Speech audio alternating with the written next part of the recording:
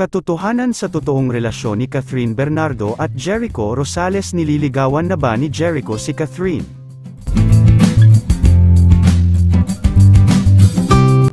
Spotted sa iba't ibang place ang aktor at actress na si Catherine Bernardo at Jericho Rosales. Ito ay matapos makita ang dalawa sa iba't ibang lugar na magkasama ito. Una nang nakita ang dalawa na nagsama sa isang bar kung saan kasama nito ang mga non-showbiz friends ni Jericho at ni Catherine. Makikita sa picture kung saan magkatabi itong nakaupo sa table counter. Hindi naman naiwasan na kiligin ng netizens nang makitang nagsasayaw si Catherine at Jericho kasama ang mga kaibigan nito. Hindi pa natatapos ang lahat ng ito nang makita ulit ang dalawa na magkasamang nagja-jogging. Makikita sa naturang video kung saan sabay na tumakbo ang dalawa kasama ang isang babae.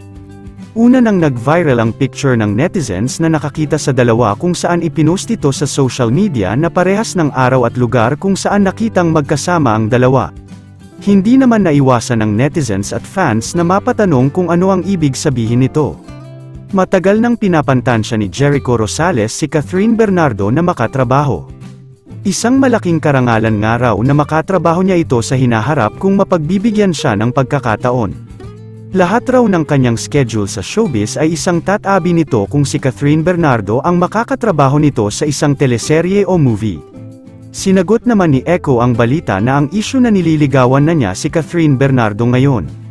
Kasabay kasi ng hiwalayan ni Jericho at sa long-term partner nito na si Kim Jones ay kinumpirma ng malapit na kaibigan at ninong ni Jericho na separated na ang dalawa at hiwalay na at hindi na nagsasama sa iisang bahay.